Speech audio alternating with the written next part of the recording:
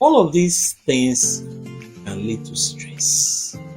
Stress is something that, you know, can result from being exposed to a lot of these challenging news and difficulties. So let's talk a little about stress. Stress is a state of worry or mental tension caused by a difficult situation. Stress is a natural human response that prompts us to address challenges and threats in our lives. Everyone experiencing stress to some degree. The way we respond to stress is important, and this can affect our health. Stress affects both the mind and the body. A little bit of stress is good and can help us perform daily activities.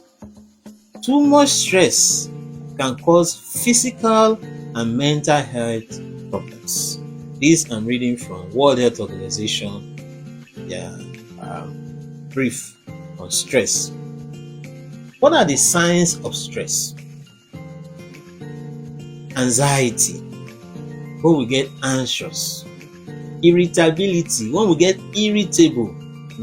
Any little thing easily upsets us, we become irritable. We could have difficulty in concentrating either in school or at work.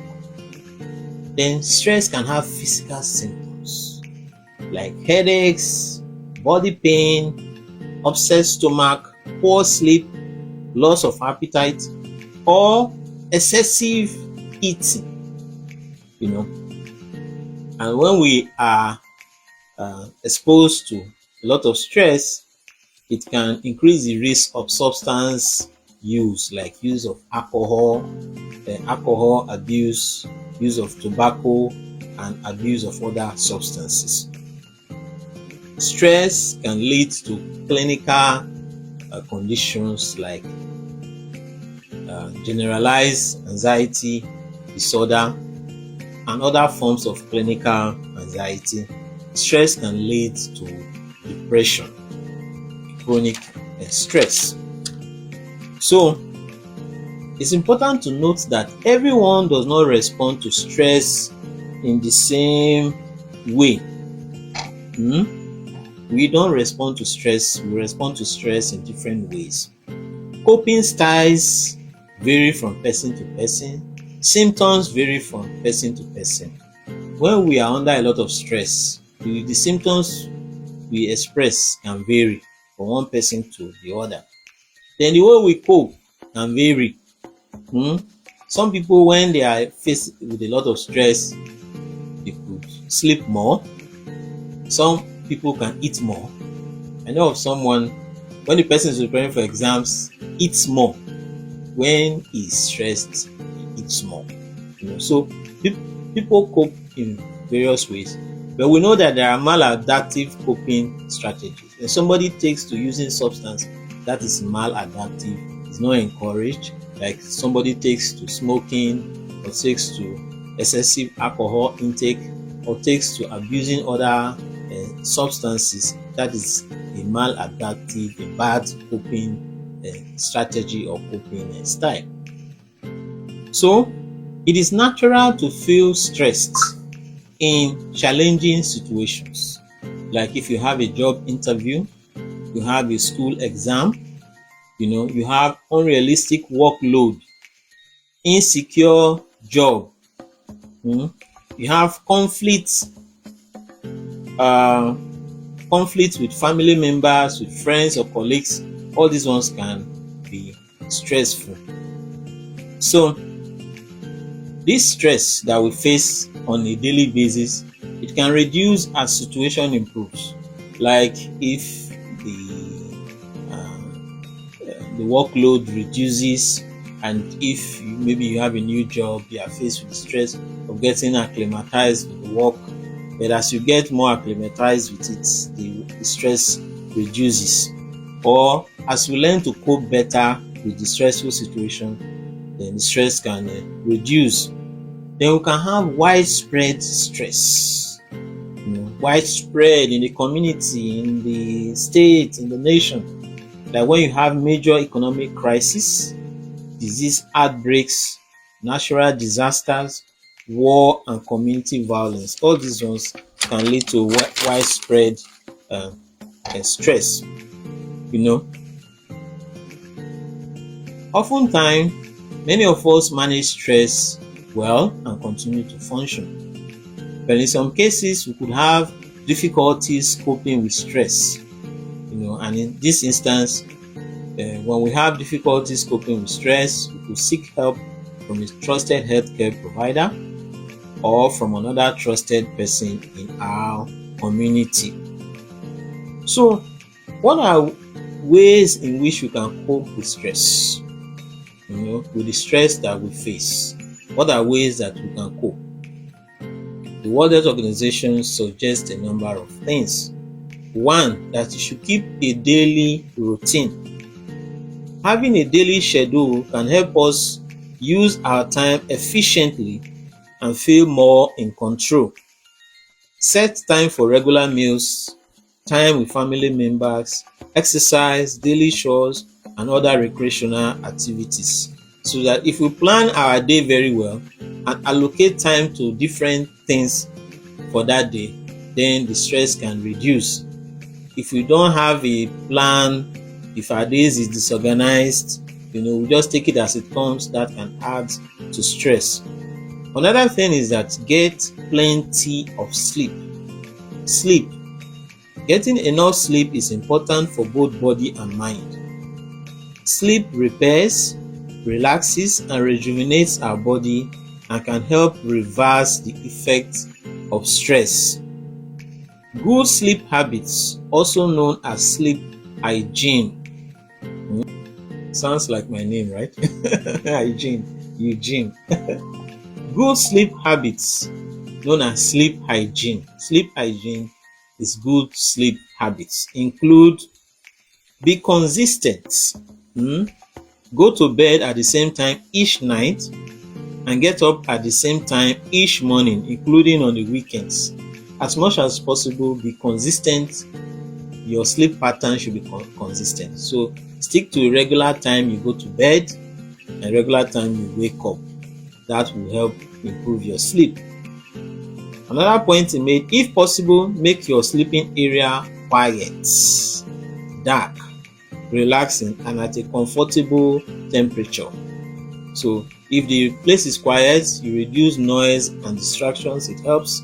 If it's dark, you put off the lights, it helps. If it's relaxing and you have comfortable temperature, not too hot and not too cold, a temperature that is comfortable. We know that if you are in a room where there is AC, right? If the room is cold, you sleep faster, you sleep better, the cooler the room is. It is said that the cooler the room is, our body temperature goes down when we are going to bed. When we are falling asleep, temperature drops so that we sleep. So if the room is colder, it helps our body to achieve that ideal temperature for sleep. That is why we find it easier to fall asleep if the place is cold. So a conducive, a comfortable temperature that is not too hot, and if it's not too cold. If it's too cold, that can be a problem. So a comfortable temperature helps with sleep. Then another point, limit use of electronic devices such as televisions, computers, and smartphones before sleeping. It is good to limit the use before sleeping. We have a habit of, before we sleep, we carry our phone and be browsing, and using a computer set, our laptop, and other, watching a movie, on television or on a laptop or on our phone. It's said that you should limit it before bed. It is said that the light from these screens there is a chemical melatonin that is released by the body that helps with our sleep. So if our eyes are exposed to this screen or that is on TV, on computers, on smartphones, it will delay the release of that melatonin, and so it will affect the quality of our sleep. So rather than looking at phones and all that, you can read a book, you can read something on paper, you understand, before bed. So limiting the use of electronic devices is something, apart from the noise, the light from the electronic devices affects the release of that chemical I mentioned, and it affects the quality of our sleep. Then avoid large meals, caffeine and alcohol before bedtime. So it helps with sleep. Get some exercise. Being physically active during the day can help you fall asleep more easily at night. But the exercise should not be close to bedtime.